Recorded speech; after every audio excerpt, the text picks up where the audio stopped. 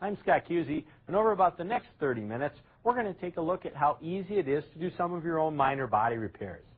You know, you can benefit in several different ways by doing it yourself. First off, you don't have to pay a professional that exorbitant fee to do the work for you, so you're going to save yourself some money. Secondly, plain and simple, your car's going to look nicer. And thirdly, when it comes to resale time or time to trade your vehicle in, it's going to be worth more money. And do it yourself is easy with our help. You know, doing your own automotive repairs does require that you're going to need some very basic hand tools that you probably might already have in your toolbox. But during this chapter, what we're going to talk about is some of the specialty items that we're going to use throughout this tape to show you how to do your own minor body repairs. In Chapter 2, we're going to take a look at repairing a couple minor surface impurities, those being a minor scratch repair, and we'll take a look at repairing a nick or rock chip. In Chapter 3, we'll go a little bit deeper into the auto body portion when we demonstrate how to repair an area of peeling paint. In Chapter 4, we'll show you how to do the color sanding and buffing that's necessary to make your job a real professional finish. You know, when it comes to doing your own auto body repairs, the golden rule is that your final results are only going to be as good as your surface preparation. Keep that in mind throughout your entire repair.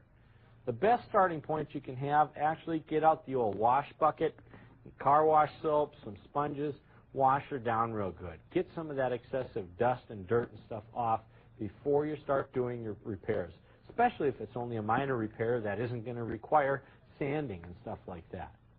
That type of repair is going to require, though, some different rubbing and polishing compounds. Something like this that's a medium or heavy duty cleaner, a finer cut cleaner, and then a glaze to bring out the shine when you're done are products that can be used either by hand or by machine buffer. Now, if you don't have an expensive machine buffer, here's another option. You can simply find a little buffing pad like this that's relatively inexpensive, and it's got a little arbor built on the back side of it. You can simply attach it to your own drill that you got right in your toolbox already, and it really makes the job go a lot quicker and a lot easier. Now, once you're done with those three steps, make sure you seal the paint back up with a good wax. You're going to need that to give it that protective coating over that shine that you've restored here. So make sure you have a good wax right with you. Get the job done the first time the right way. Now, when it comes to doing any priming or painting, one of the things you're going to want is a good bug, tar, and grease remover. And that's something like a product like this will do for you, because once again, you want that surface clean so the primer or the paint will adhere to it. And probably just have some paper towels around, and works real good with that type of cleaner right there. Now, you're also going to need some various sanding supplies if you're doing anything like a peeling paint repair, which we'll be demonstrating in a little while. Now, there's a lot of different styles of sandpaper. You're going to need some coarse sandpaper, medium, and then some fine and extra fine sandpapers to get your finish the way you want it. So I'd pick up a good selection of sandpaper because you probably use it for some of your own household projects anyhow. Now, when it comes to sanding, a couple of specialty items that I like to have around that you might have already is just simply a sanding block like this. Now, this one happens to be a nice heavy-duty rubber one. Works real well for sanding on flat surfaces. So I like to have something like that around.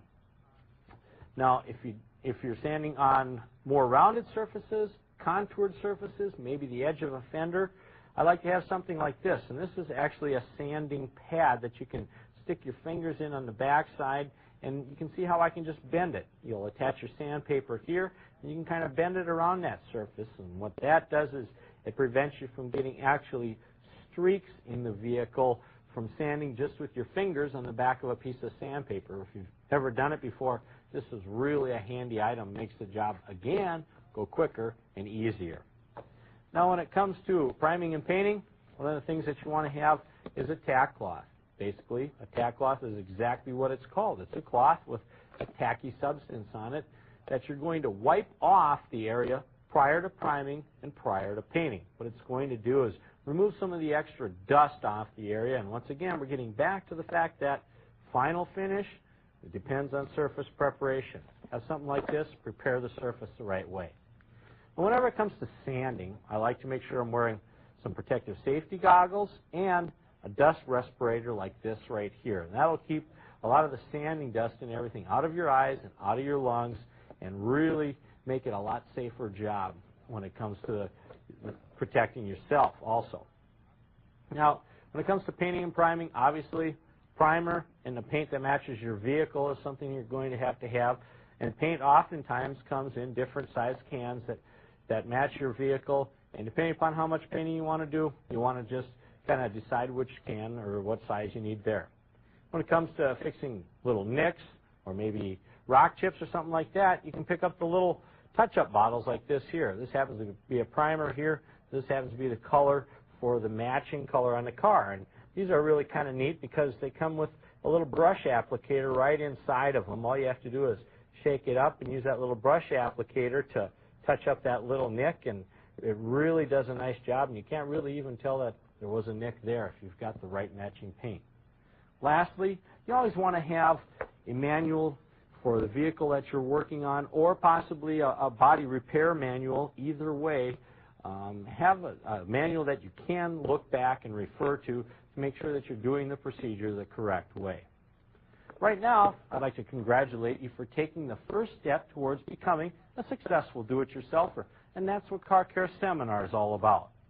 So before you do your next repair, make sure you check to see if there's a Car Care Seminar tape available to help you do the job the right way the first time and every time.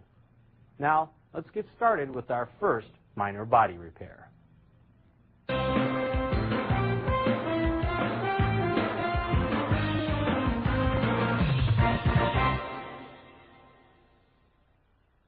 Repairing minor surface scratches, rock chips, and nicks are easy, and you can do it right at home using a few basic materials. To repair minor scratches in the surface of the paint that might occur due to stiff car wash brushes or tree branches, you will need some coarse rubbing compound, some fine or polishing compound, several clean soft rags, and some wax to reseal your painted surface. Park the vehicle out of direct sunlight and begin by thoroughly washing the area to be repaired. Using light hand pressure, apply some coarse rubbing compound to a soft rag. Work the compound across the surface of the scratched area in a back and forth motion, going slightly beyond the scratches. Continue rubbing until the scratches have been smoothed out and the surface is even. But be careful not to rub too hard or too long, as you could rub through the painted surface. Flip the rag over to the clean side and remove any residue left from the compound. Now put some of the fine polishing compound on a clean cloth and apply it to the same area. Again, use a back and forth motion. Rub slightly beyond the area of the coarse compound to blend the finish. When the paint surface appears smooth, again, flip the cloth over and remove the compound residue. Now thoroughly wipe the area with another clean cloth to bring out the shine. Lastly, apply your favorite wax to restore the protection and reseal the painted surface. Small nicks and rock chips can be repaired just as easily using a bottle of the right color touch-up paint and a small piece of cardboard. First, clean the area very thoroughly with soapy water to remove all